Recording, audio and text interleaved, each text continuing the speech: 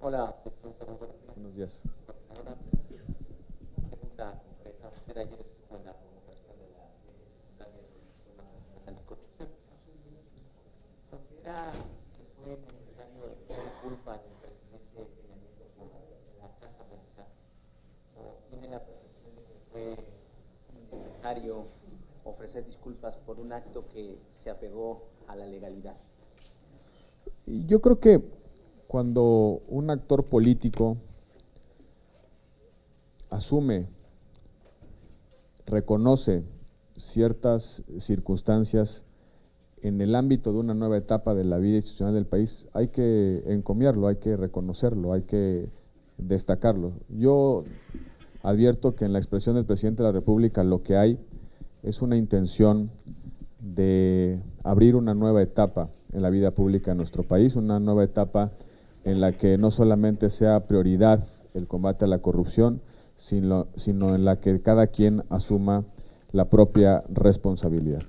Yo no puedo, bajo ninguna circunstancia, más que reconocer que la expresión del presidente es correcta en el sentido de que se ha lastimado en términos de percepción, en términos incluso de la imagen de la investidura presidencial, de la institución presidencial, y que en consecuencia el gesto que ha tenido el presidente me parece que en términos personales es absolutamente digno de ser destacado.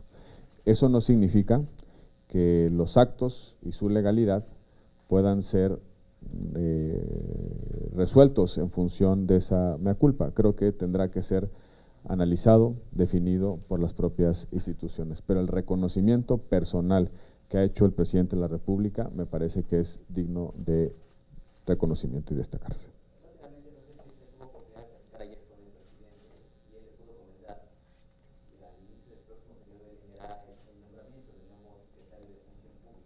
Lo dijo públicamente, no fue una conversación privada, lo anunció en su propio discurso, en el sentido de que en el próximo periodo de sesiones ordinarias se enviará la propuesta para cubrir la vacante a partir de la renuncia del secretario de la Función Pública, y también dijo que va a enviar y a construir los nombramientos de todos los órganos que están involucrados en el Sistema Nacional Anticorrupción.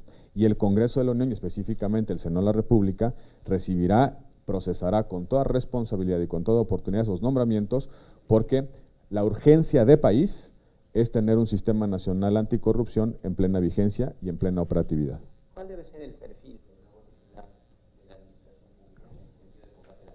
Conocimiento de las funciones básicas de las contralorías y del control interno y preventivo, fiscalización, auditoría, mejora del desempeño, honestidad probada, sobre todo capacidad de trabajo, sentido de república y, subrayo, compromiso con la plena operatividad del Sistema Nacional Anticorrupción. No necesariamente en términos de no tener una afiliación de partido, sino no tener un conflicto de interés con algún partido. Después de las 4 preguntas de don Víctor Mayén. ¿Qué tal, senador? Buenos días. Yo quisiera preguntarle sobre otro tema un poquito distinto. Tiene que ver con la iniciativa de matrimonio igualitario del presidente Peña Nieto. Cuando él la presentó, la Iglesia radicalizó su postura en contra de la comunidad gay y, bueno, esto generó algunas expresiones de violencia. Ahora la comunidad homosexual ha estado radicalizando sus críticas hacia la Iglesia y llamando a juntarse en contra de la Iglesia, a hacer un activismo en contra de la Iglesia. Esto ha generado un ambiente de tensión generalizada. Pues bueno, corriendo cierto riesgo en Toluca, concretamente en algunos estados se ha estado acrecentando esto. Me gustaría conocer su opinión, y si la senadora Gómez del Campo me regala también un punto de vista, se lo voy a agradecer. ¿No? Los debates sobre los derechos, los debates sobre instituciones que tratan los derechos, debe darse en un ámbito democrático, un ámbito de pluralidad, en un ámbito de tolerancia y un ámbito de respeto. No es deseable para la República que se escalen los tonos en la discusión sobre qué tipo de instituciones queremos y qué tipos de derechos reconocemos, protegemos y garantizamos. Lo que debe hacer el Senado de la República es llamar a que en un clima de tolerancia, en un clima de pluralidad, discutamos los alcances de ciertos derechos, que reconozcamos que detrás de cada realidad hay, al final de cuentas, la definición de lo que significa la dignidad humana y los alcances en términos de derechos de esa dignidad humana. No es deseable para la República, para nuestra convivencia, que ningún debate en torno a los derechos escale ni verbal y mucho menos físicamente. Ojalá impere la prudencia, ojalá impere la cordura y podamos procesar ese debate de derechos desde el punto de vista de las instituciones mexicanas. Bueno, sí, haciendo segunda lo dicho aquí por el presidente, me parece muy importante que desde el Senado de la República podamos escuchar a todas las voces. Al final del día es una iniciativa que ya puso en la mesa el presidente de la República y por parte del PAN estamos abiertos a la discusión, estamos abiertos a escuchar a todas las voces. Siempre nos hemos conducido con tolerancia, con apertura y sobre todo buscamos que se respeten los derechos de todos. Gracias. ¿Qué tal, presidente? Muy buenos días a todos. Siguiendo un poco lo del discurso del presidente y su perdón, ayer dijo Zambrano que era insuficiente esta reforma. ¿Habría que agregarle otra cosa? No sé cómo se podría satisfacer, digamos, esa petición. Y la otra sería, vienen los nombramientos de los magistrados electorales, ¿cómo evitar los dados cargados? Porque ya dicen que por ahí hay nombres que ya prácticamente son los próximos magistrados. Empiezo por la segunda pregunta. Yo creo que a veces en ciertos procesos hay que asumir cuál es la racionalidad institucional de esos procesos. Hay 11 ministros de la Suprema Corte de Justicia de la Nación que deciden las 7 ternas, es decir, 7 propuestas integradas por 3 candidatos, y ese sistema, esas propuestas se mandan al Senado de la República. Y el Senado de la República, en un ejercicio de auscultación personal, de verificación de cumplimiento de requisitos subjetivos y objetivos, hace una designación sobre los 7 magistrados que habrán de ocupar la Sala Superior. Pensar, asumir que podemos resolver de antemano, en lo oscurito, lo que va a resolver 11 ministros de la Suprema Corte de Justicia de la Nación, me parece que no es una percepción correcta. Este país ya vive en una dinámica de independencia de los poderes y los 11 ministros, estamos seguros, harán un esfuerzo, harán el mayor de sus esfuerzos por integrar 7 ternas que garanticen la imparcialidad de una institución que es fundamental para el arbitraje electoral de nuestro país. No hay ni habrán dados cargados. Decir eso significa que simplemente el tercer poder del Estado no está al poder. Yo creo que la Suprema Corte de Justicia de la Nación no solamente funciona en plena autonomía, no solamente es independiente de los poderes públicos, sino como en otras ocasiones va a ejercer esta responsabilidad con alto sentido de república y con alto sentido de bien. No hay dados cargados, no hay listas predefinidas de magistrados. Los ministros de la Suprema Corte de Justicia de la Nación están haciendo la parte que les corresponde de un proceso constitucional que, por cierto, ya ha funcionado bien en otras ocasiones. Nuestra garantía de que este proceso saldrá bien es precisamente que analizaremos con cuidado y con toda responsabilidad las ternas que nos envíe la Suprema Corte de Justicia de la Nación. Me decía con respecto al planteamiento del presidente de la mesa directiva de la Cámara de Diputados, él ha hecho una insistencia en su discurso en el sentido de que es necesario revisar algunas partes del sistema nacional anticorrupción, específicamente con los grados de publicidad de las declaraciones patrimonial de intereses y fiscal.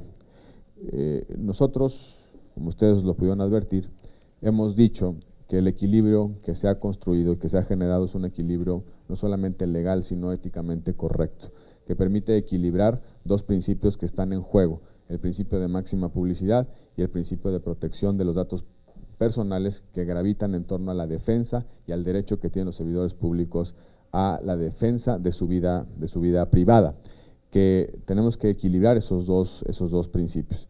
Yo sigo insistiendo, como ustedes lo escucharon el día de ayer, que el Sistema Nacional Anticorrupción es una muy buena política pública, es una buena política de Estado, que hemos construido un buen modelo. Y si me permiten insistir con la licencia, creo que es un sistema que no lo tiene ni Obama.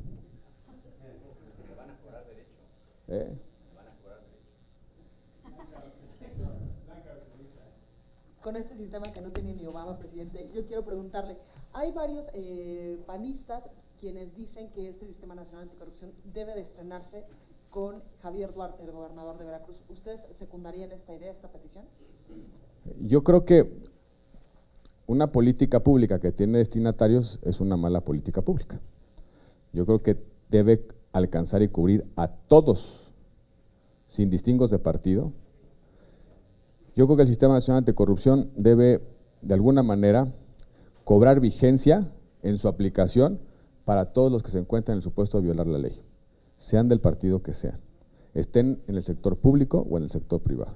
Y ese va a ser el desafío fundamental que tendrá el Sistema Nacional Anticorrupción en su etapa inaugural, que no quepa nadie fuera de su alcance, que no exista nadie fuera de su cobertura, que no exista nadie en la impunidad. El objetivo fundamental del Sistema Nacional Anticorrupción es abatir la impunidad en nuestro país y reducir la corrupción. Esté donde esté esa corrupción, la protagonice quien la protagonice, esa corrupción, milite en donde milite el servidor público corrupto. Pero una primera parte podría ser, por ejemplo, ir contra los gobernadores corruptos, Veracruz, Chihuahua, Quintana Roo, que son los que han estado en el ojo público últimamente. La gran virtud del Sistema Nacional Anticorrupción es que no distingue en función de cargos públicos. Aquel servidor público que comete un acto de corrupción, independientemente del lugar que ocupe en la cadena de mando del servicio público, está igualmente obligado y está igualmente vinculado a la aplicación de la ley, sean gobernadores o no sean gobernadores. El Sistema Nacional Anticorrupción debe legitimarse en función de su eficacia para que se aplique la ley y se generen las responsabilidades administrativas o penales, independientemente del lugar que ocupe ese servidor público en la cadena de mando del servicio público.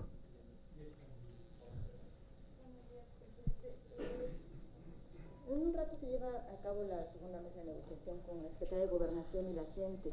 Yo quisiera preguntarle si más allá de estas mesas de diálogo ya debiera haber alguna acción por parte justo de la Secretaría de Gobernación, quien ahora va a instalar mesas de negociación con la iniciativa privada de Oaxaca, porque pues ya declaran que la situación es muy mala. Además, el sector hotelero dice que la Guelaguetza tiene un 40% de cancelaciones y la postura de ambas partes sigue siendo la misma. El gobierno y el legislativo dicen no se va a derogar la reforma y la CENTE dice que quieren la derogación, no modificaciones. Como lo hemos dicho en otros momentos, y la senadora Mariana Gómez del Campo tiene el pulso directo de lo que está aconteciendo en Oaxaca, en función de la responsabilidad que le ha encomendado la Comisión Permanente de cabezar la Comisión de Seguimiento al caso Nochistlán.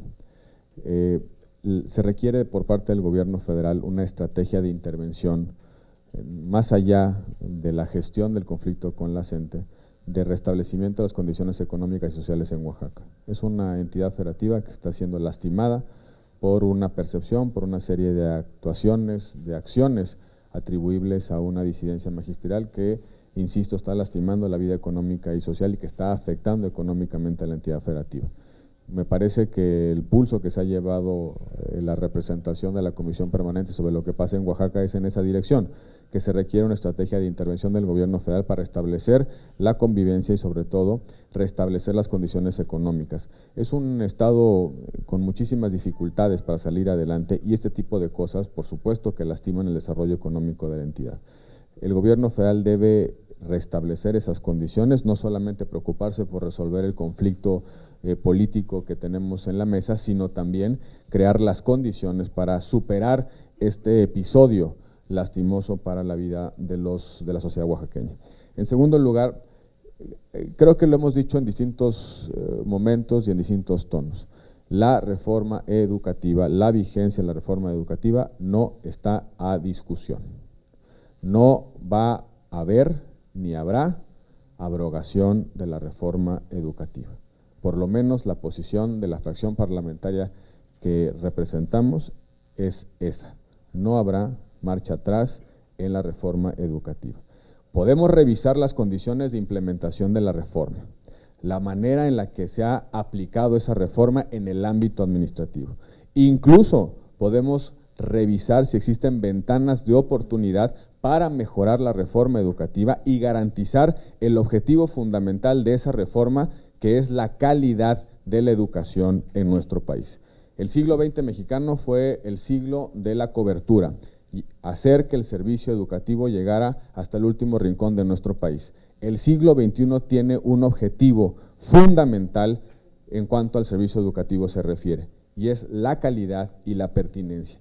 Que los muchachos, que los jóvenes y los niños que salen de las escuelas no solamente tengan la posibilidad de salir adelante, tengan la posibilidad de enfrentar un mundo cada vez más complejo y más competitivo, sino también tengan la posibilidad de tres cosas: aprender a aprender, aprender a resolver y sobre todo aprender a pensar.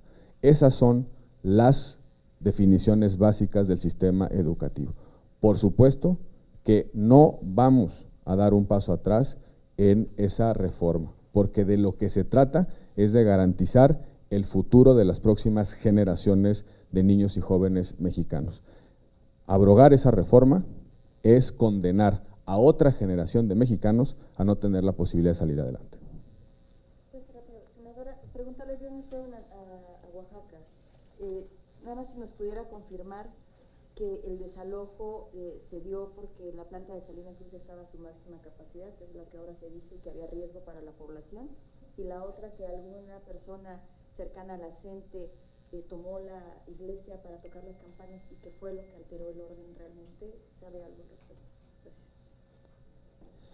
Bueno, primero destacar que el día viernes efectivamente nos reunimos con el señor gobernador, nos reunimos con los diversos secretarios, empezando por el secretario de Gobierno, el de Seguridad Pública, el de Salud, y bueno, hay muchas versiones. Sí se comenta que se tocaron las campanas de la iglesia, pero que también un aviso para la población fue que lanzaron cuetones al aire, y de esta manera la población empezó a acercarse porque era, bueno, pues una costumbre como aviso de peligro para la población de Nochistlán. Obviamente esto hizo que mucha gente de Nochistlán pues corriera riesgo, pero sí se nos comentó efectivamente que en esta zona de Oaxaca es la manera en decirle a la gente hay peligro y vamos todos a acercarnos. Yo quiero compartirles que tuvimos información, toda la disposición por parte del gobernador del estado de Oaxaca para darnos en esta primera etapa información que estamos revisando, estudiando, porque es mucha información, y tendremos próximamente una segunda reunión con todas las dudas que están surgiendo ya por parte de los integrantes de la comisión. Esta es una primera etapa. Estamos esperando también escuchar la versión de la Policía Federal, porque como ustedes saben, hubo dentro de estos las tres escalas que se hicieron por parte de Policía Federal y Policía Estatal, con 400 policías, tanto de la federal como de la local, cada uno tendrá su versión. Nosotros solamente tocamos la versión de la Policía Estatal. Estamos esperando en próximos días la versión de la Policía Federal y esperamos tener una reunión que les estaremos avisando. El día de hoy nos reuniremos también los integrantes de la comisión con el presidente de la Comisión Nacional de los Derechos Humanos. Como ustedes saben, parte de la tarea de la Comisión Nacional de los Derechos Humanos es estar ahí en el lugar de los hechos, llevar a peritos y muchas otras acciones que yo espero nos pueda compartir el día de hoy.